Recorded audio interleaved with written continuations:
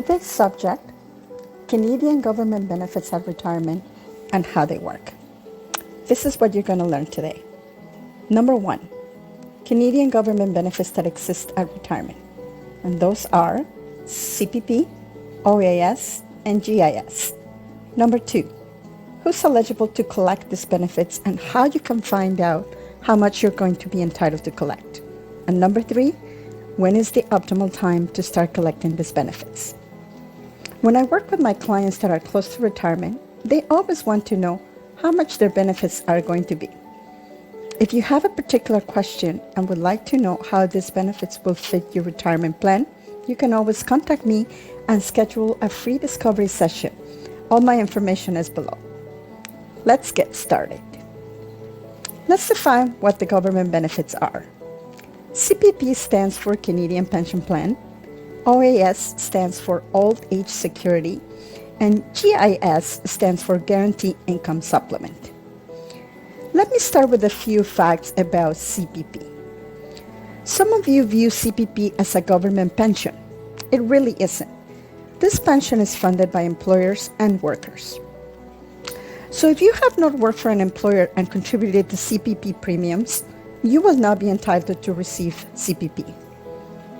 The Cpp Retirement Pension was meant to replace 25% of what you earned on average over your career, up to a certain limit.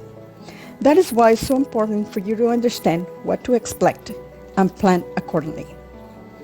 The maximum Cpp Retirement Pension payment at age 65 is $1,176 per month, or $14,112 per year. The average CPP retirement pension recipient currently receives only $697 per month, or $8,359 per year.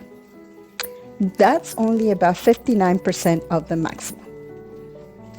Planning your retirement needs and income requires some understanding of how much you will get from CPP. Many people either assume they will get the maximum or assume they will get nothing at all because they fear the benefit may not be there in the future. Both these assumptions have significant flaws. Take the time to personalize your needs by understanding how the CPP benefit is calculated and how much you will receive. So what is required to get the maximum? There are 2 criteria that you must have. Number 1 is the number of contributions you made. The government expects you to work between the ages of 18 and 65 years old. Those are 47 years, and you must contribute to the CPP plan for 83% of the time. This is 39 years. Each year will count as 1 point. Why did they give you 39 points or 83% of the working years? Well, this is because the government understands that sometimes there is maternity leave, or there are years that you may be sick and not work at all, or you have lower earnings, or you decide to take a sabbatical and don't work for a few years. That is why they decided to have a 39 points instead of the total maximum of 47 years. So by saying that, if you have not worked for 39 years in Canada, you will not receive the maximum. Number 2 is the amount of contributions that you made. Every year you work and contribute to CPP between the age of 18 and 65, you add to your benefit. To qualify for the maximum, you must not only contribute to CPP for 39 years, but you must also contribute enough in each of those years. CPP uses something called the Yearly Maximum Pensionable Earnings, or YMPE, to determine whether you contributed enough. Here is a table showing YMPE figures for the current and past years. As you can see, basically, if you make less than $57,400 of income in 2019, you will not contribute enough to CPP to qualify for a point on the 39-point system. For those of you that make more than $57,400, you will probably notice that the part way through the year, your paychecks will go up a little. This happens because you have paid the maximum amount of CPP for the year and no longer have a CPP deduction. Simply said, for you to get the maximum CPP, you must contribute the maximum CPP premiums for a minimum of 39 years. So as you can see, it's very hard to get the maximum CPP. Now that you have this information, when should you apply to receive CPP benefits? The easiest way to figure out your CPP eligibility is simply get your CPP statement of contributions from My Service Canada.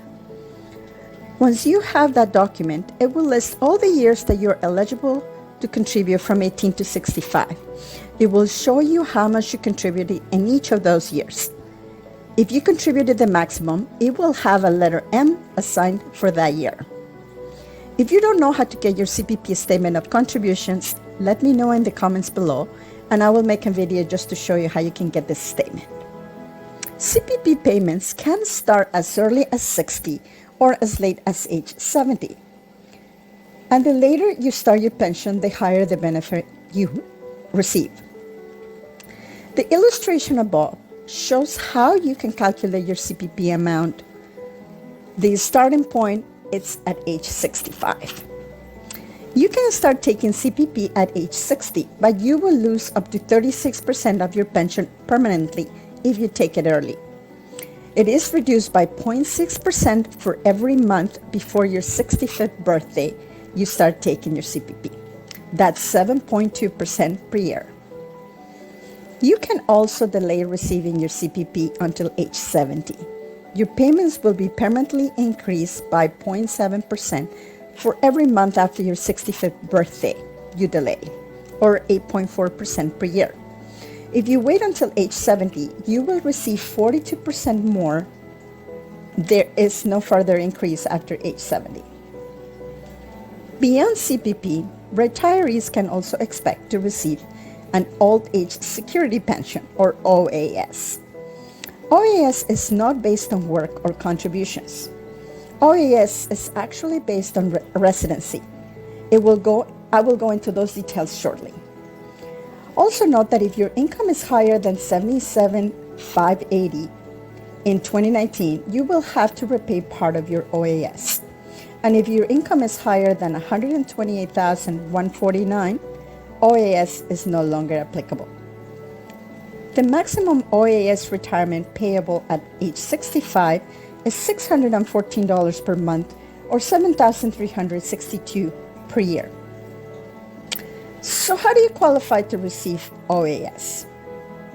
You need to live in Canada at least 40 years before the age of 60 to qualify for full OAS. A lifetime or long-time Canadian resident will likely receive the maximum. So what if you lived in Canada for less than 40 years after the age of 18? Well, you will receive a partial payment amount. Your payment amount is based on the number of years in Canada divided by 40.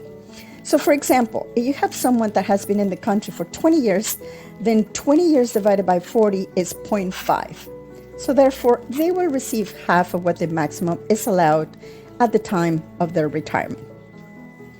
Unlike CPP, for OAS, you are only allowed to delay it and you cannot take it before 65. Take a look at the illustration above. If you decide to start OAS later than 65, a 0.6% per month will be added to your benefit for every month that you delay, or 7.2% per year, up to the age of 70 to a maximum of 36%. There is no further additions after the age of 70. A low-income retiree with little to no retirement savings may be well advised to start OAS at 65, especially if they're no longer working.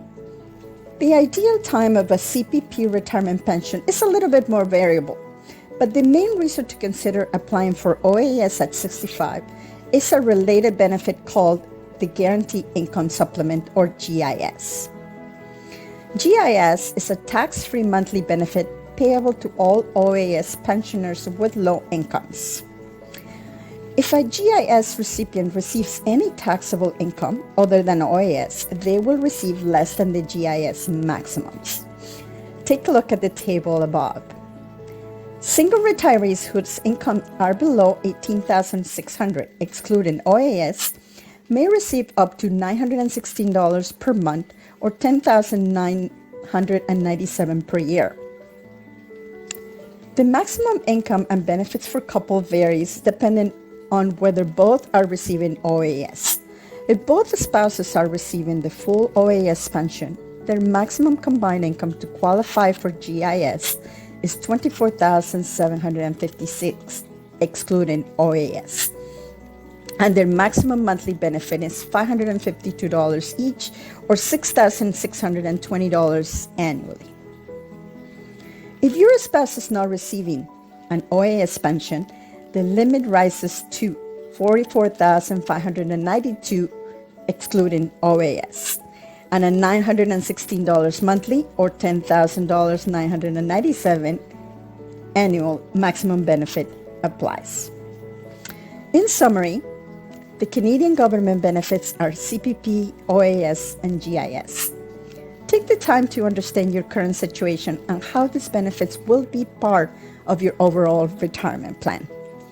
If you still have questions and would like to know more about how these benefits may fit in your retirement plan, you can always contact me and schedule a free discovery session. All my information is below. If you found this video useful, please remember to subscribe, share, and like. Until next time, this is Araceli, Transition Wealth Advisor.